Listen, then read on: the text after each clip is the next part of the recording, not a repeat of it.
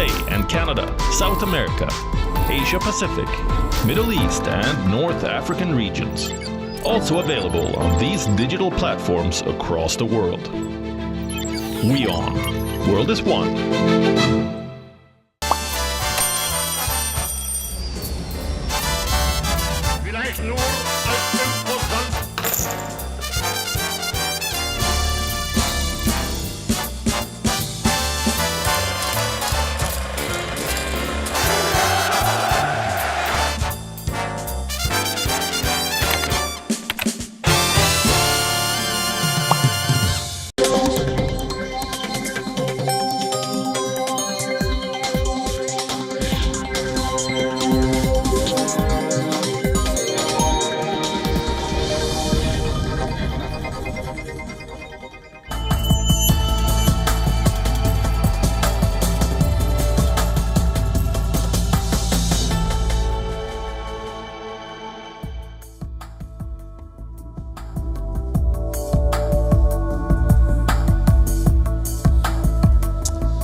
Hello, welcome to the India Story. I'm Vikram Chandra, and today on the show we unfold a chapter of history and significance in Ayodhya, the much anticipated grand opening of the Ram Temple on January the 22nd. Marks a moment that's been anticipated for quite some time.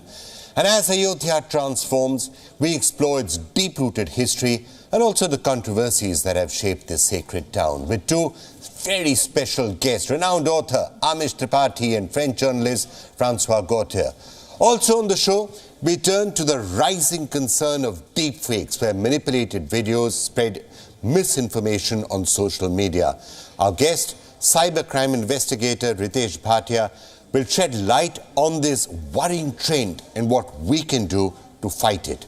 And also on the show, former ambassador to Iran, Deepfake will join us to examine the geopolitical implications of the recent escalating tensions between Iran and Pakistan, with strikes happening in both directions. What does it all mean for India? But before we look at any of those special stories, let's quickly take you through all the major headlines that you should be tracking this week. External Affairs Minister S. Jaishankar met his Maldivian counterpart Musa Zamir on January 18th amid a diplomatic standoff between India and Maldives. The duo met in Uganda on the sidelines of the NAM summit. Jaishankar tweeted that the two sides held a frank conversation on ties between the two countries. At least two previously unknown incidents of skirmishes between the Indian and Chinese troops along the line of actual control following the Galwan clash have come to light. This was revealed after the Indian Army made citations mentioning them while conferring gallantry awards on its personnel. According to PTI, the Army's Western Command had uploaded a video of the January 13th ceremony on its YouTube channel but deactivated it later. The incidents mentioned in the citations had taken place between September 2021 and November 2022. A monitoring committee appointed by the Supreme Court to look into the Bhopal gas tragedy has flagged glaring inefficiencies in the aid provided to the victims over the years. The panel raised several red flags before the Madhya Pradesh High Court, which has started contempt proceedings against 3 senior state officials.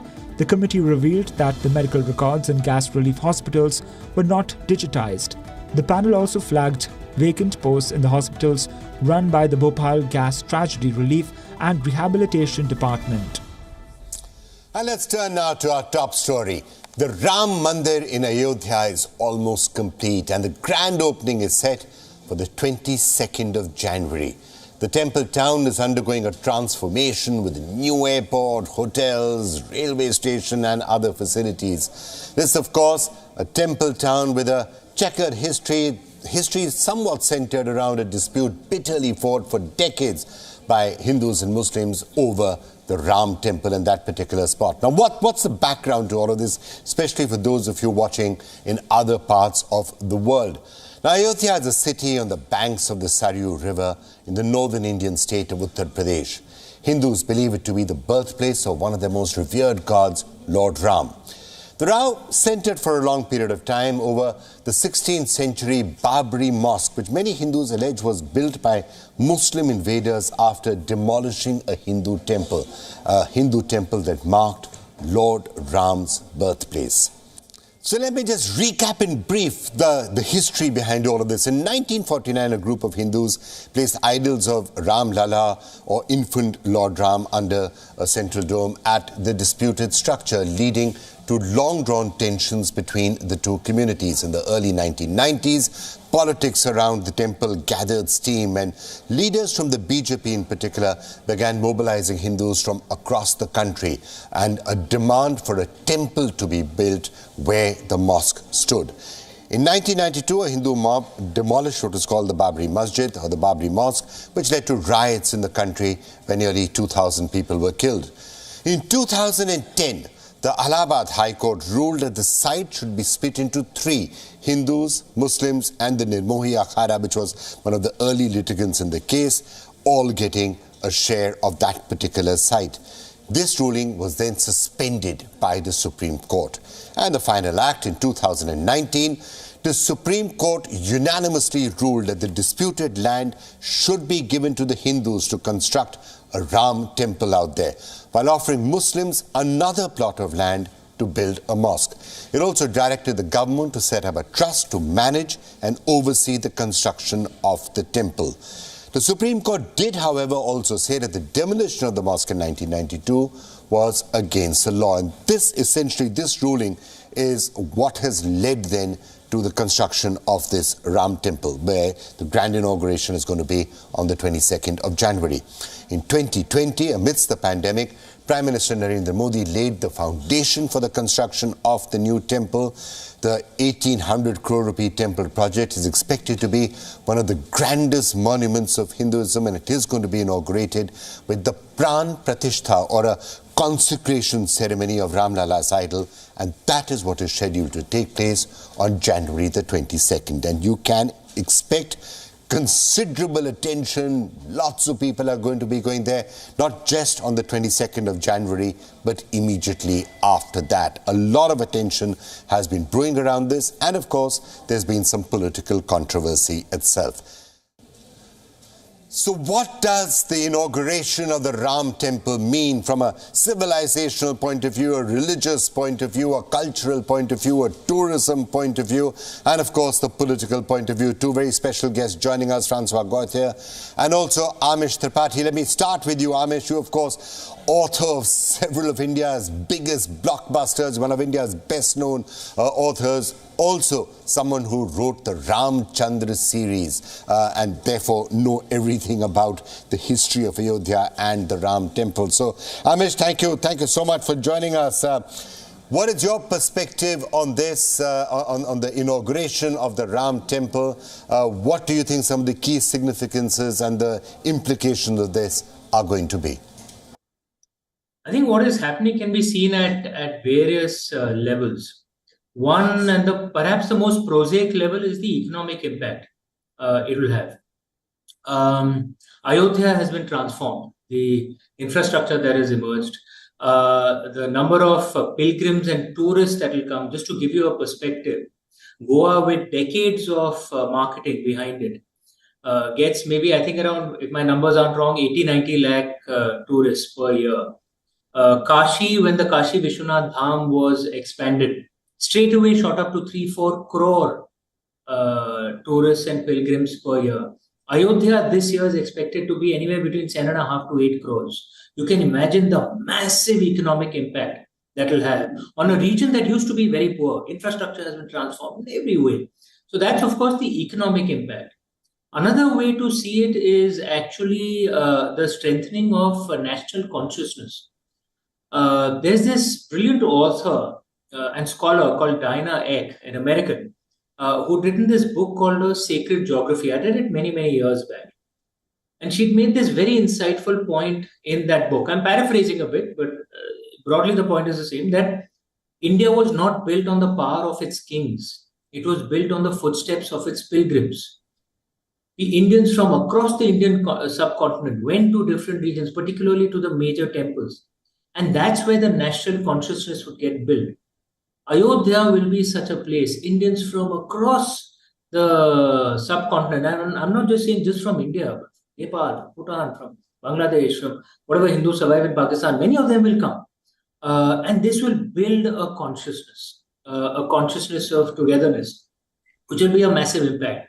And the third thing is, of course, at a religious level, you can see the outpouring and the immense devotion across the land. And at a civilizational level, this has almost never happened in history, that a pagan idol worshipping culture, because the movement has been broadly one way. Pagan idol worshipping cultures just get wiped out and they keep retreating. It's a civilizational movement.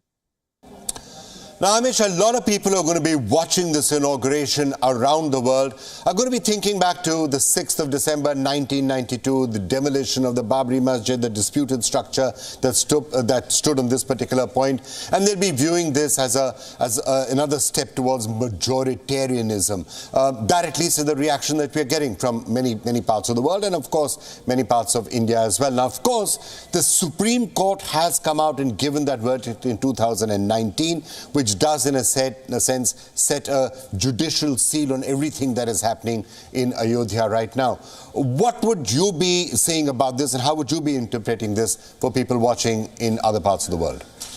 No, I think even the Supreme Court held that what happened on 6 December 1992 was a crime, and investigation court cases on that are ongoing.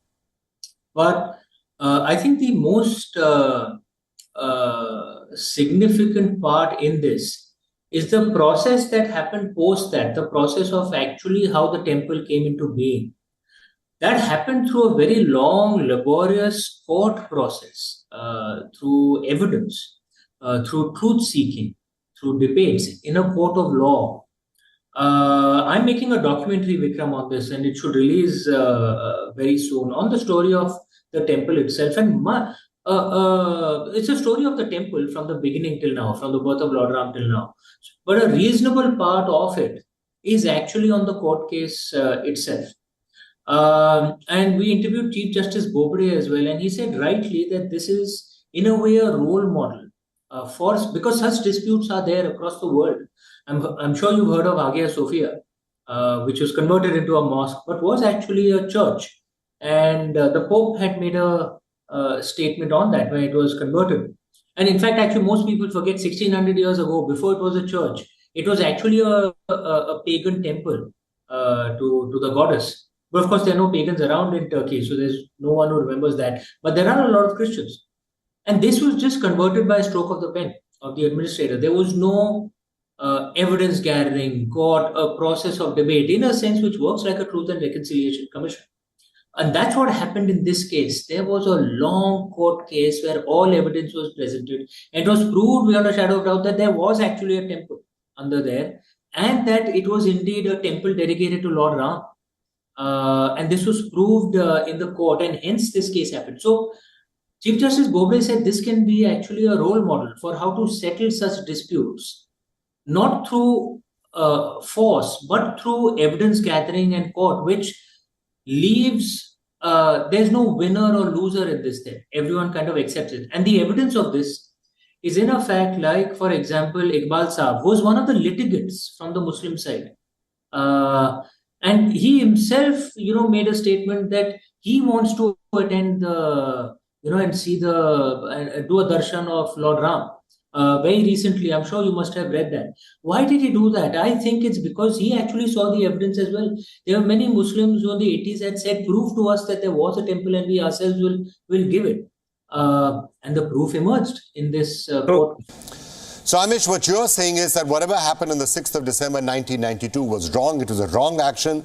But the process that followed later, the judicial process in particular, has eventually given legitimacy to the construction of the Ram Mandir and the inauguration that we're going to see on the 22nd of January. Is that what you're saying? The evidence of that is in the fact that one of the litigants himself wants to come to the temple. In our documentary, we had one of the people we interviewed was K.K. Mohammed Saab, who's one of the legendary archaeologists in India, and he's a Muslim. And he himself spoke of the evidence. And his work, by the way, went into the evidence, right? And he himself spoke of the evidence, that there was a temple there, the evidence shows it. And then he said something very interesting and intriguing. He said, look, I'm an Indian Muslim. Babur and Mir Baki were foreigners. They were from what is today's Uzbekistan. He said, what do I have to do with it? You know? Right. And he said something very interesting. This is not a Hindu-Muslim issue. This is an Indian foreigner issue. And it was a foreign invader who came and did a crime on India. And this was said, like I said, by an Indian Muslim and a legendary archaeologist whose work actually went into the court case to prove that there was indeed a temple there. All right, Amish, you've spoken about many of the possible impacts of this. You've looked at it from a religious point of view, civilizational point of view. Now, there is, of course, also the political angle which is playing itself out, the controversy about whether the opposition should be there or not, and the big question of how it will potentially affect the general election of 2024. Do you have a take on that as well? Kram, on politics, I always say there are many far, far wiser than I am who comment on this every night. And as I always joke, some of them on TV channels, they comment so loudly, you can hear them even if you switch the TV set off. So it might be best to listen to them on politics, not me. All right, fair enough. We'll come back to the politics a little later. So let me return to the civilizational and the religious aspects.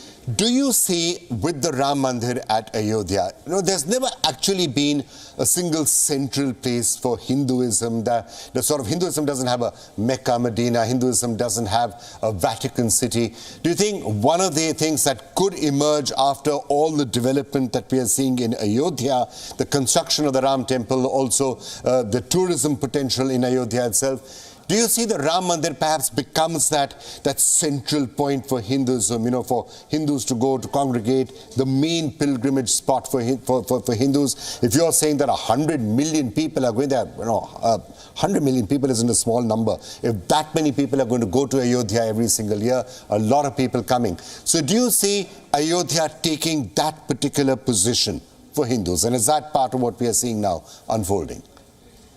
I think the fact that we have so many, it gives us, in a sense, a liberal Catholic spirit. Not Catholic in terms of the religion, but Catholic in terms of looking at various different approaches. Because remember, different gods and goddesses are worshipped, at every place. Kamakhya ji is the goddess, right? So that's one aspect that gives a liberal bent.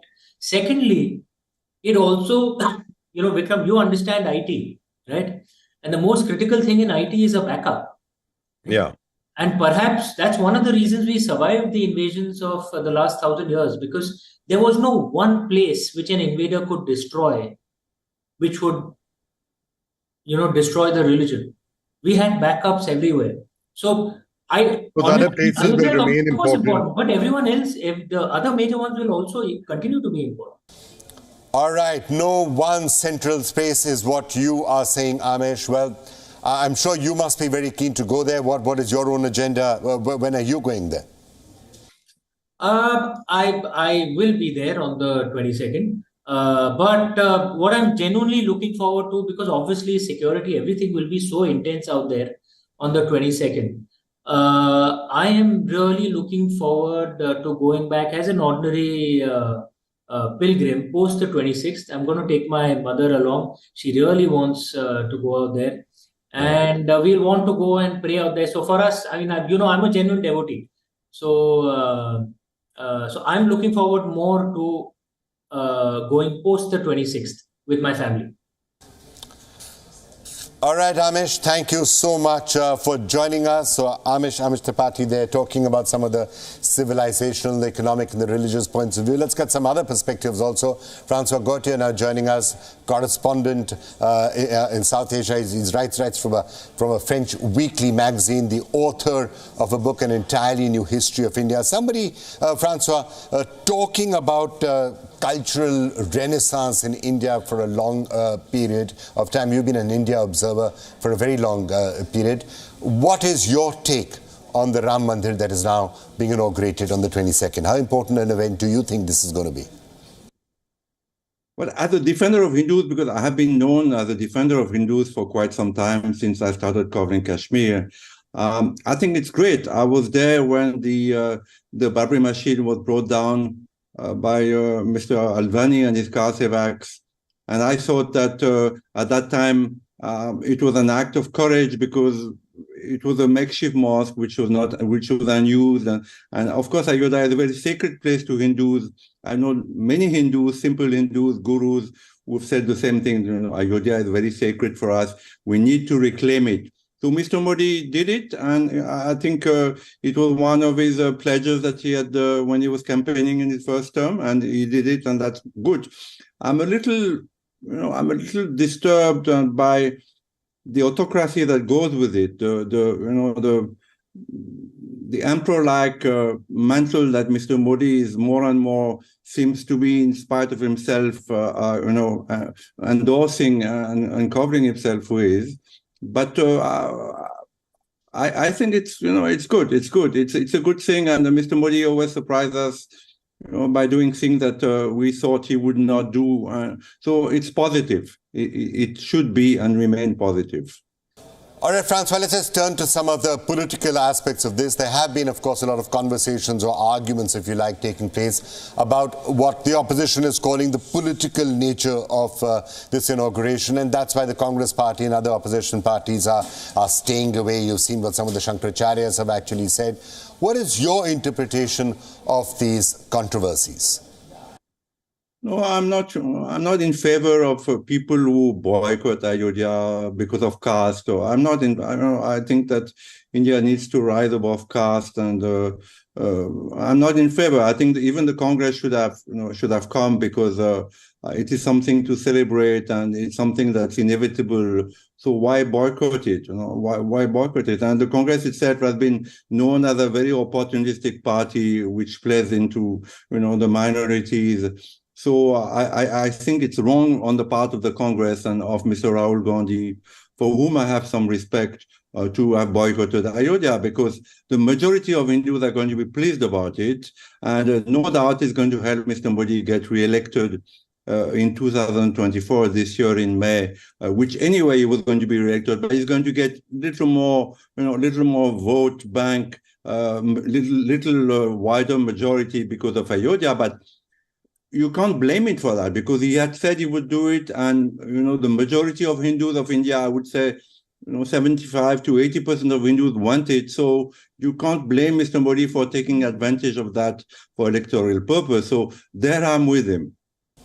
So, Francois, you do look at the election process very closely. Do you think that after the inauguration of the Ram Temple, it becomes all the more likely that Narendra Modi will be back as the Prime Minister and with a thumping majority? Do you believe that this is something that is going to potentially be a major vote catcher when general elections are held a little later this year?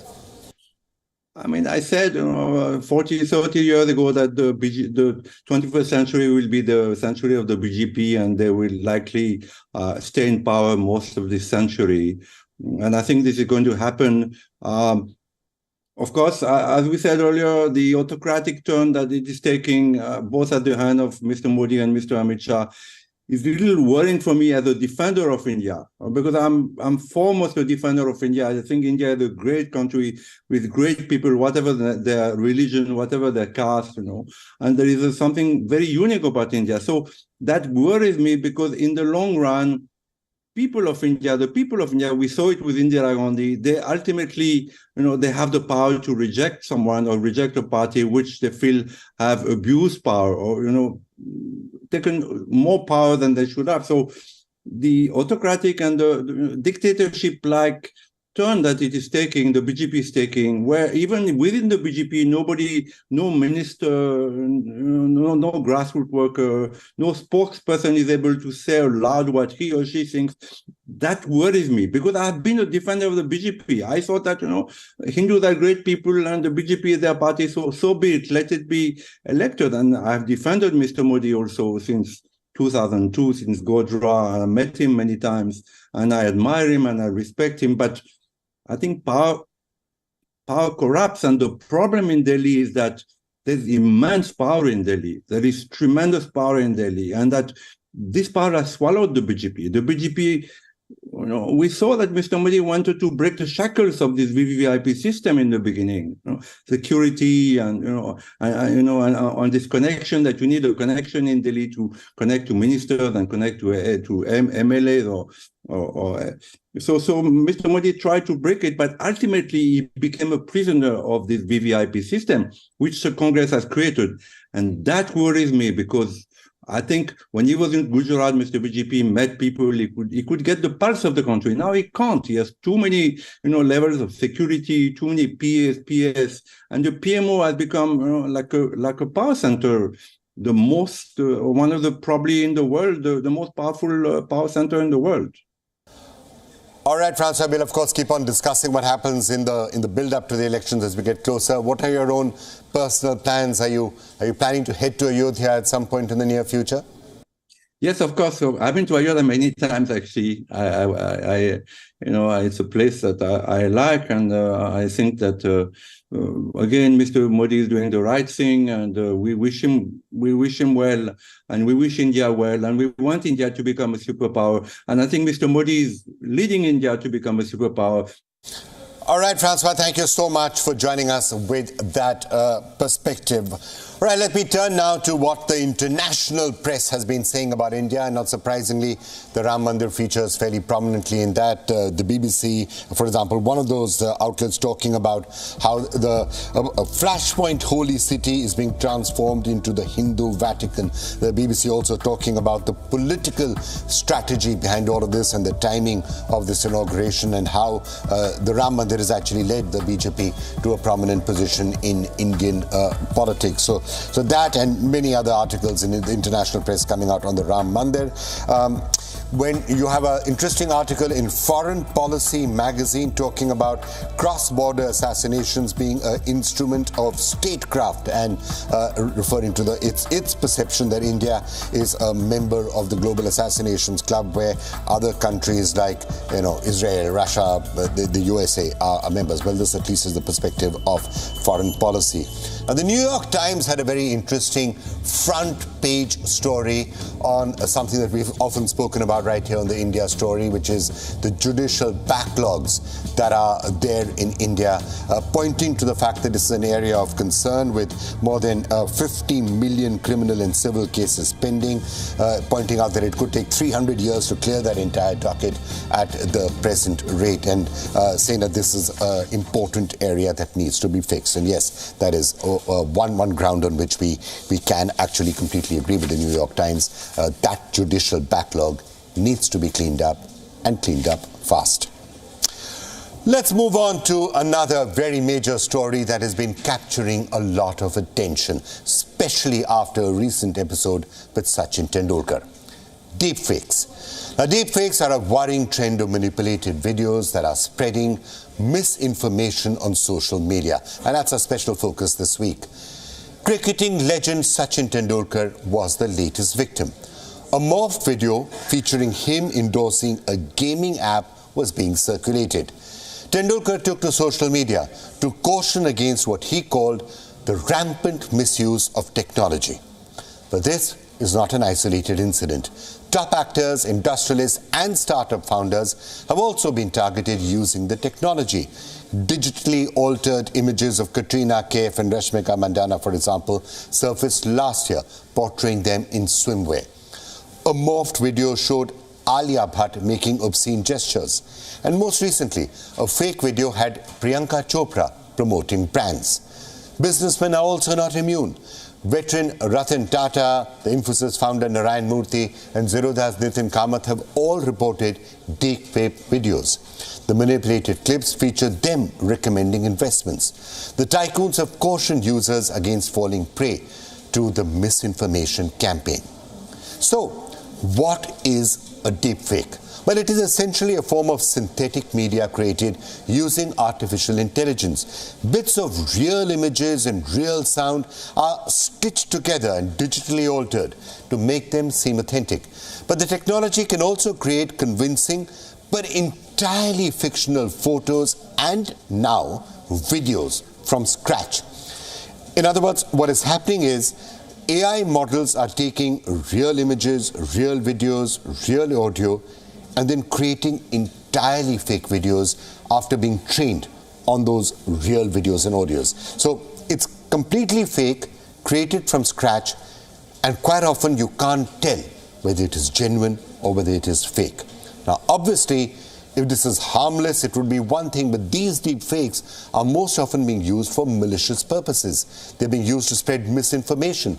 And going forward, it could be used to, for example, be spread misinformation on crucial political, financial, and geopolitical matters. It could manipulate public perception. It certainly can tarnish people's reputation. We're already seeing that happening. It poses a significant threat to society. The government has taken note of this emerging threat. Just last month, the centre sent an advisory to all social media platforms. They've been asked to ensure that their users do not violate the IT rules. The regulations, in other words, put the onus on Facebook, on Instagram, on X, and so on and so forth, to flag or remove content that contains misinformation or deepfakes. They also have to report users who violate norms. The government argues that deepfake is AI-generated misinformation and hence is governed by the same laws as are guiding other misinformation. But in addition, the IT Minister Rajiv Chandrasekhar has said that the government will soon notify tighter rules to address deepfakes in particular. Well, to understand just how bad this problem is and what we can do about it, we're being joined by noted cyber expert Ritesh Gupta. Ritesh, thank you so much for joining us. Just wanted to get your sense of this deepfake menace, which seems to be getting worse. We've just seen it hit Sachin Tendulkar, who's the latest victim of it. How bad is it already? And it is going to get much worse, isn't it? Oh, yes. So firstly, such an honor being with you on Vikram.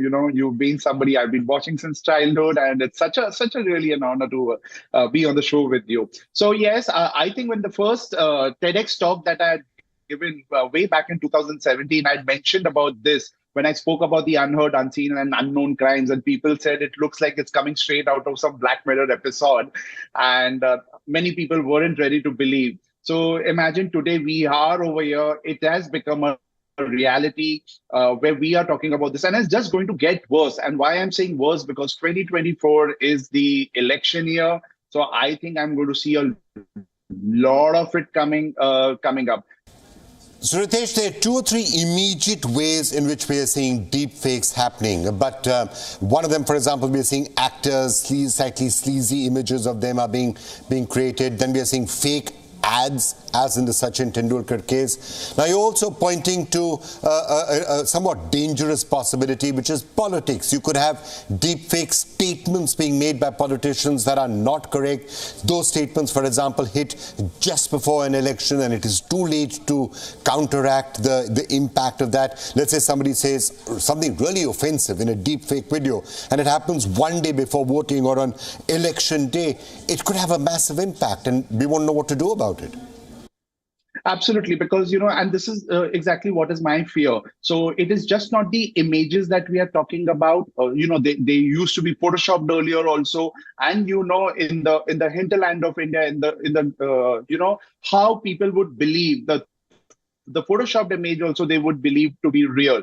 And then we started having certain mimicry experts who would mimic the voices. But now we don't need any of these guys. We got it's just not about the images. We have something like deep nudes. You have this particular person, a celeb or not a celeb, maybe even a politician, and you just want to make them nude. All it takes is just 5 seconds and 33 rupees. Exactly 33 rupees and 5 seconds, and you have a complete nude image of that person, and you even can't say that no, this is not that person. At least in Photoshop, you can make out, the skin color of the face and the skin color of the body is different. But over here, you just can't even make out. Everything is so pixel perfect is what I would say. Then, so this is with images. Then now we have audios. You name the audio. Like I can get your audio or any of the anchors or anybody's audio online, especially the ones who speak so much, like anchors and celebs and politicians. I just need to download a 20-second or even a 2-minute, let's say to be on a safer side, 2-minute audio, and I'm just able to clone the voice. And here I just go onto the website, say text to speech. I type my text, let's say in Hindi, English, Tamil, whatever language you want. and the speech will be like of that particular person. So now I can make any celeb say anything for or against anything. And the interesting aspect of this, Ritesh, is that on the other side, somebody may have actually done something wrong or said something wrong. It could be a crime, for example, that the authorities have a recording on. How will that evidence ever be trusted? Because somebody can just pop up and say, like they do right now, say my account got hacked. They can just pop up and say, oh, this wasn't actually me, it's a deepfake.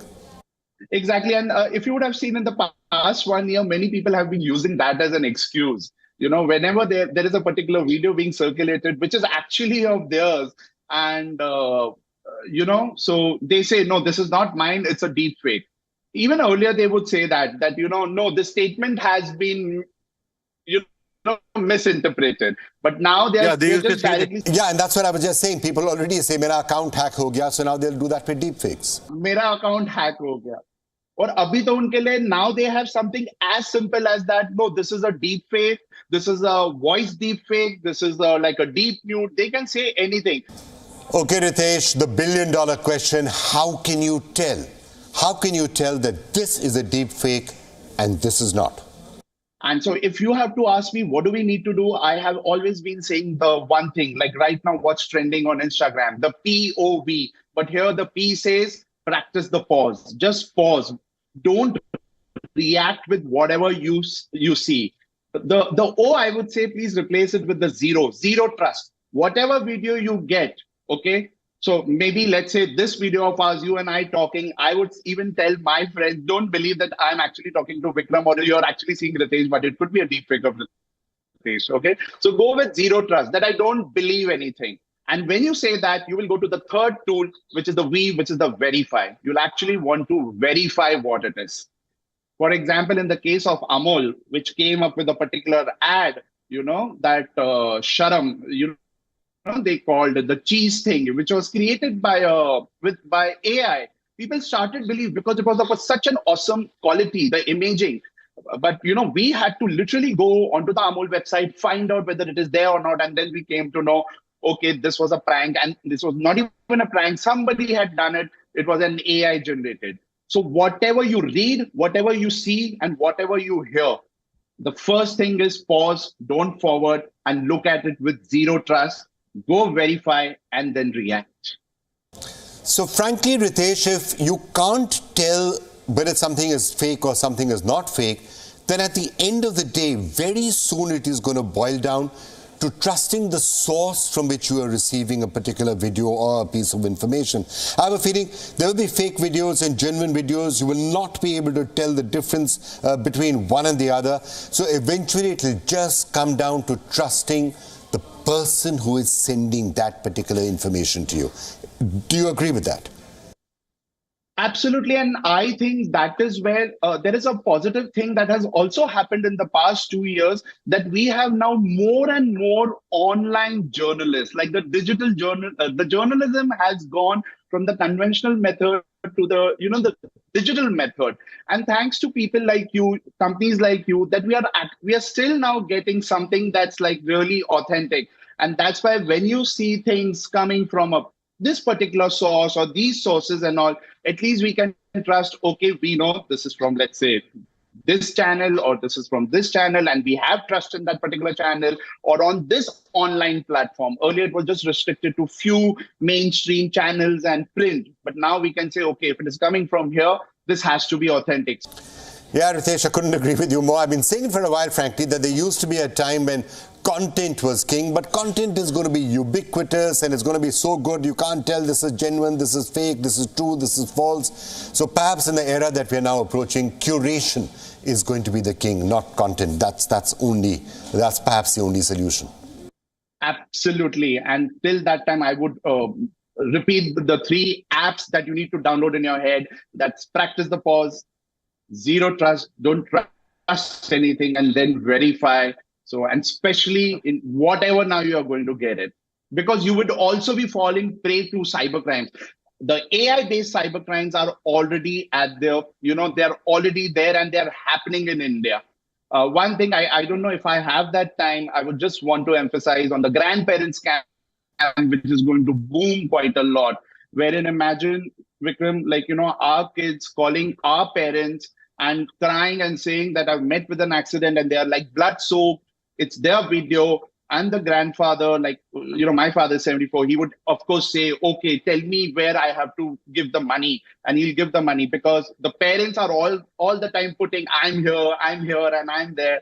And the hackers are going to, or the cyber criminals are going to take advantage of it. Grandparents will happily like give away 5 lakhs, 10 lakhs, thinking that they are paying it to the hospital, but this is what is going to happen. And this is already happening, and has happened even in India. So this is the power of the misuse of the AI, which completely agree with you. The cyber criminals are adapting faster than us. Yeah, that's something else to worry about. So final advice to anybody watching this: if you are a parent, don't share too much of your children on social media. I can't say it often enough. Be careful. You may think you're posting a cute video or a cute image, but people can use that. They can train AI models on it, and they can misuse these things more than you can imagine. Thank you so much, Ritesh, for joining us. Some really excellent advice that I hope everyone is going to pay attention to. And we're going to keep talking about this issue, I fear, in the weeks and months ahead. And let's turn our attention now to those escalating tensions between Iran and Pakistan, both countries carrying out strikes in each other's territory, strikes that they say are aimed at terrorist groups, but clearly it's an almost unprecedented event that is taking place. I mean, let's face it, Pakistan does have a history of fighting with virtually all of its neighbors, sheltering terrorists and therefore having surgical strikes from India, sheltering terrorists and having hostilities with Afghanistan. This was known. But the fact that Iran would also get involved in it, and you'd actually have Iran carrying out strikes in Pakistan and then Pakistan responding with strikes, this is something you may not necessarily have expected even just a couple of months back, and especially so because both Iran and Pakistan are close strategic partners of China. Now, what actually happened? It all started when Iranian forces targeted a militant camp in Pakistan's Balochistan province on Tuesday. Islamabad said that 2 children were killed in the strike. Tehran declared the attack was aimed at the Jaish al-Adl, a group that has claimed responsibility for several attacks on Iranian soil. Tehran also launched attacks in Iraq and Syria at the same time against what it called anti-Iranian terrorist groups. But Pakistan reacted quite strongly. Islamabad condemned what it called an unprovoked violation of its airspace, and it warned of serious consequences. And on Thursday, Pakistan hit several Iranian targets in retaliatory strikes, Islamabad calling it coordinated precision military strikes against alleged terror hideouts in the Sistan-Balochistan province. Tehran said that 9 people died, including 4 children. Pakistan claimed it was just acting on credible intelligence of impending large-scale terror activities. It has now appealed to Tehran to exercise restraint. Now, you get the picture. Both sides carrying out attacks, both sides say that they are targeting terrorists, and both sides referring to brotherly and cordial relations with each other, and are saying that we don't really want to escalate this any further. This has been followed by a series of countries from China to the US to others, all calling for restraint. The United Nations has called for restraint, and we'll have to see how matters are actually going to play out. So what is the Indian perspective on all of this? How should India react or not react? Who better to talk to about this than Mr. D.P. Srivastav, who was the Indian ambassador to Iran at a particularly critical period when Chabahar was being negotiated. Mr. Srivastav, you're the real expert out here. What do you make of this sudden escalation? You know, Iran striking Pakistan, Pakistan striking Iran. Where do you see this headed? Let me start by saying that the escalation did not start with the Iranian action on 17 January. There's a long background. Let me just take you back a month ago on 15th of December. A terrorist strike on a police station in Iran in the same province resulted in killing of 15 Iranian policemen. This incident was claimed by Jaish-e-Adl, which is based in Pakistan, And the UN Security Council issued a strong statement condemning it and asking all concerned to take action to bring the perpetrators to justice. Nothing was done by Pakistan. Now, this was just latest in a series of incidents. I recall there has been horrendous killings of Shias, and these are not simply Iranian citizens, Pakistani Shias, this is a land route between Pakistan and Iran, which goes to a Shia holy place called Mashhad. So Shia pilgrims from Pakistan used this land route, and they were killed by Sunni extremist groups based in Pakistan.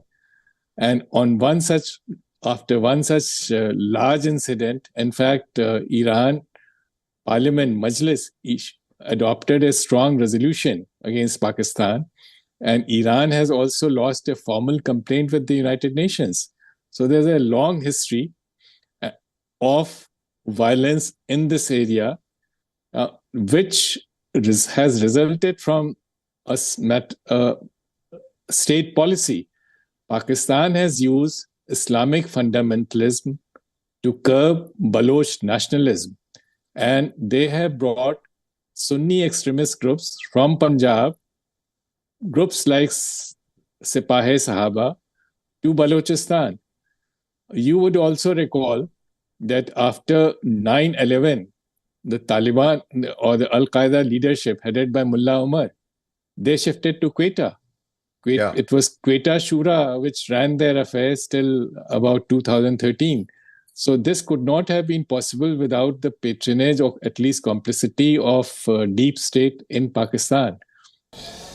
You know, Ambassador Srivastava, it's actually quite interesting to look at this from an Indian point of view, because when you look at it from an Indian point of view, this is exactly what India has been accusing Pakistan of for, 30 years, shielding terrorists who are targeting India. Afghanistan has been saying that Pakistan is shielding anti-Afghan terrorists. Now, Iran is saying the same thing. It's also interesting to note that all of these countries have at some point gone into Pakistan, had strikes, India's had surgical strikes out there. Even the US has gone in and got Osama bin Laden. Now Iran has gone in.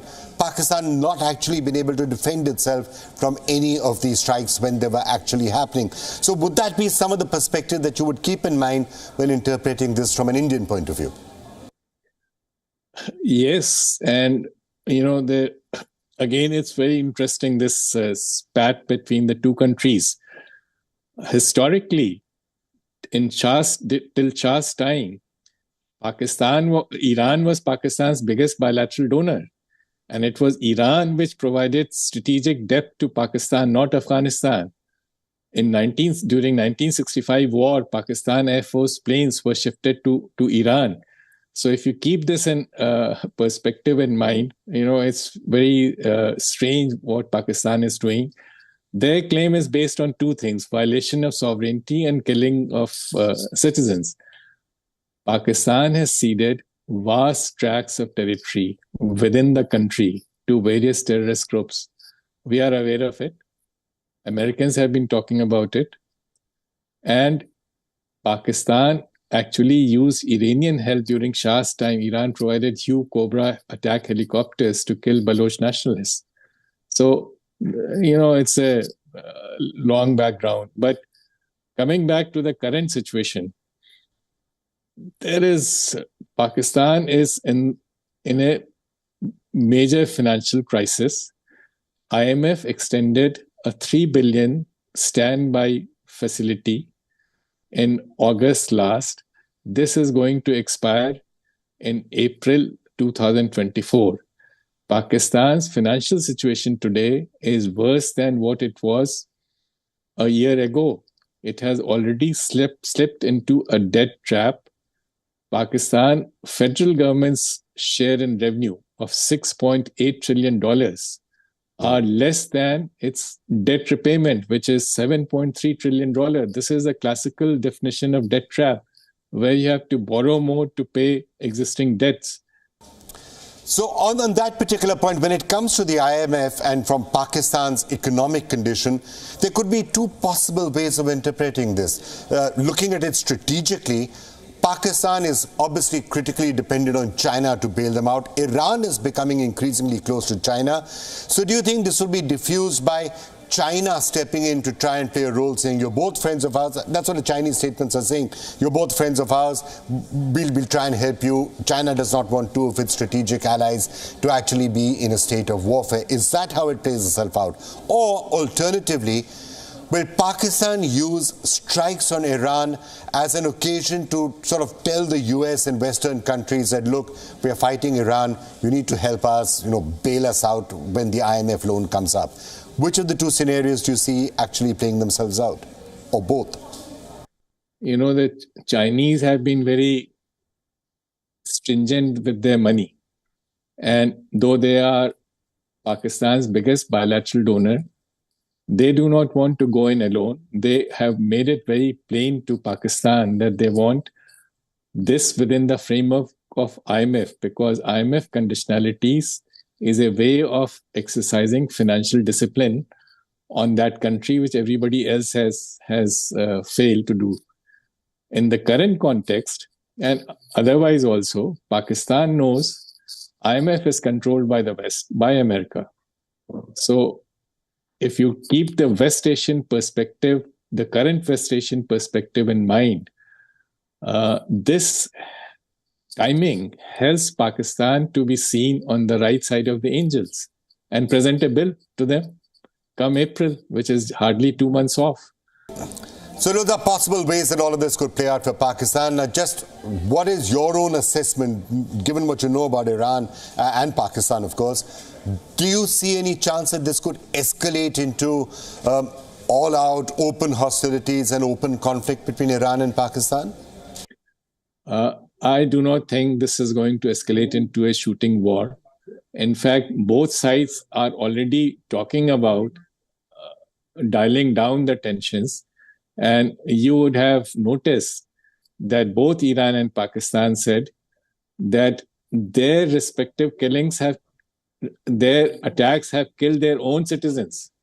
This is a way of, heading off a next round of retaliation. And so I think this is going to the tensions will keep simmering on, but they will not escalate into a major war. All right. Thank you so much for joining us.